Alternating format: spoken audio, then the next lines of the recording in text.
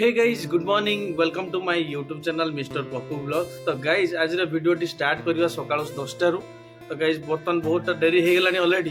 तो चलतु जमा वीडियो को लेट करवानी तो आरंभ करवा। चलतु गाइज जब मो चैनल को नुआ आसता सब्सक्राइब करने को जमा भी भूलें, लाइक टे करेंगे, कमेंट करेंगे, शेयर करेंगे। तो आपण मानकर भल पाइबा रही एमती मुझे आगे भल भल कंटेंट तैयारी करी भल वीडियो आपण मान सहित शेयर करी। तो गाइज डेरी करवानी, चलतु आज ब्लॉग वीडियो स्टार्ट करवा। तो गाइज बर्तमान मार्केट को जीवा, बर्तमान चिकेन कि मटन धरिक आस रोषे करवा। फुल ब्लॉग आपन सहित शेयर हो, आप वीडियो को जमा स्किप करते लास्ट पर्यटन देखते।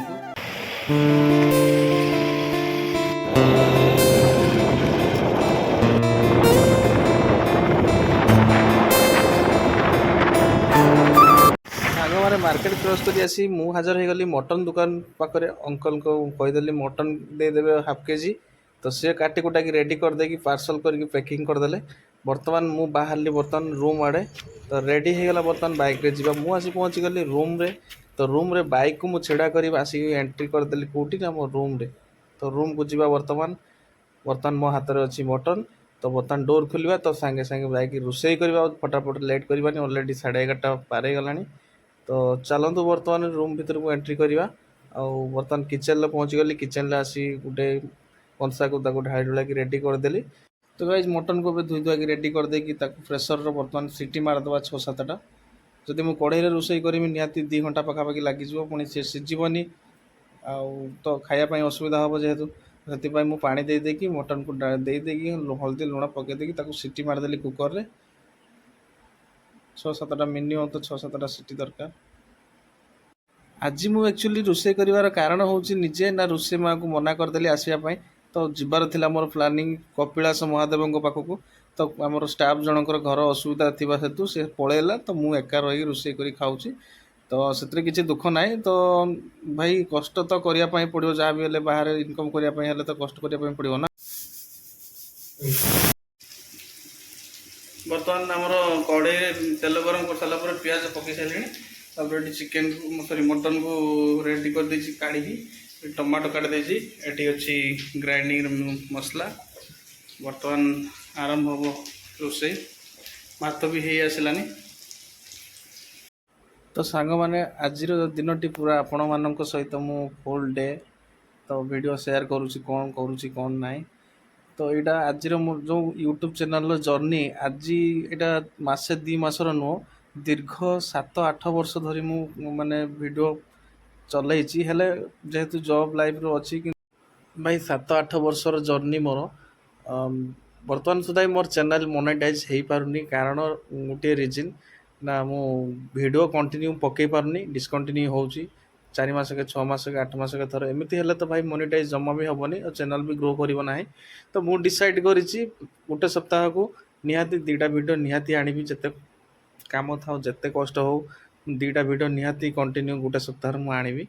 तो चैनल को मु ग्रो करी। चलो तो टी रोषे आड़ को जीवा केत बाट गला कौन कला। बर्तमान पियाज तो हो सारा अदा रसुण पेस्ट पकईदे। एपटे टमाटो काटिक रेडी मसला हो गला। चलो तो बर्तमान सब मसला को बर्तमान ऐड करदे। आपण मैंने देखिथे जो झारखंड बड़ यूट्यूबर बर्तमान आजिका डेट्रे ना हूँ मनोज दे। ताकर टेक कैटेगरी चैनल ताकर अच्छी। तो बहुत सारा एमती चैनल अच्छी blog channel take category channel बहुत सारा टीम भी ताकर अच्छी। तो सी जिते 2019 मसीहार मुझे वीडियो देखुली से 1 लाख सब्सक्राइबर थे। आजिका डेट्रे भाई 8 मिलियन ताकर अच्छे। तो छाड़ू कथा कहीकि किसी आलोचना ना आम निजे बनवा। एक्चुअली आम तो ओडिशा रही माने भावुचे एति कष्ट जो मैंने बाहर रोचंती जो मैंने विदेश रोचंती से कि कष्ट भाई आप जानीपे। जो मैंने बाहर रही से कष्टा कौन जानी क्या आम तो आम रुषिया अच्छी जन पर्सनाल रुषिया अच्छी रोषे कर आज बट संडे बोली आज डाकली। तो जो मैंने कम आसिक रोषे करी निजे खाइबे निजे सब कर कि कष्ट भाई देखिपे। जो मैंने बाहर रही थे कि कष्ट माने A to Z सब किणा पानी पर्यटन किणा। आम तो ये पानी मिल जाऊँगी बोरवेल पानी से A to Z सब जिन किणुन। जॉब लाइफ आ बाहर जो मैंने रोचंती माने विशेषकर बेंगलोर दिल्ली सब जगह जो मैंने रोचंती से कष्ट ଜାଣିପାରୁଥିବେ।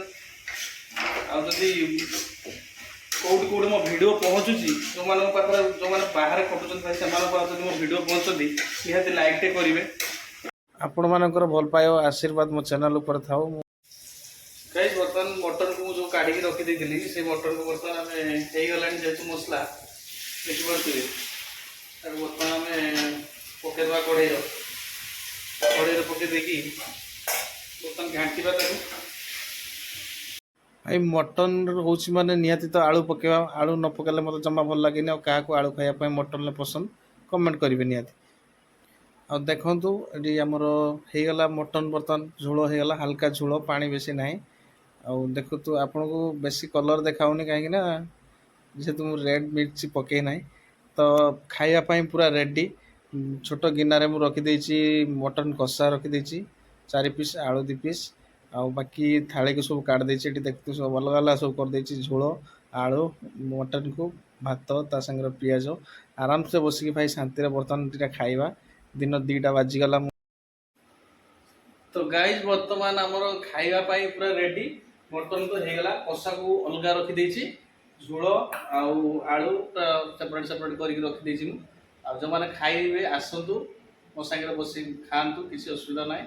ଆଉ ଭିଡ଼ିଓଟି ଭଲ ଲାଗିଥିଲେ, କାହିଁକିନା ଦିନ ସାରା ପୁରା ଚାଲିଛି କସରତ, ଯଦି ଭିଡ଼ିଓଟି ଭଲ ଲାଗିଥିଲେ ନିହାତି ଗୋଟେ ଲାଇକ୍ଟେ କରିବେ, ଛୋଟ ଲାଇକ୍ଟେ କରିବେ, କମେଣ୍ଟଟେ କରିବେ, ସବସ୍କ୍ରାଇବ୍ କରିବାକୁ ଜମା ବି ଭୁଲିବେନି।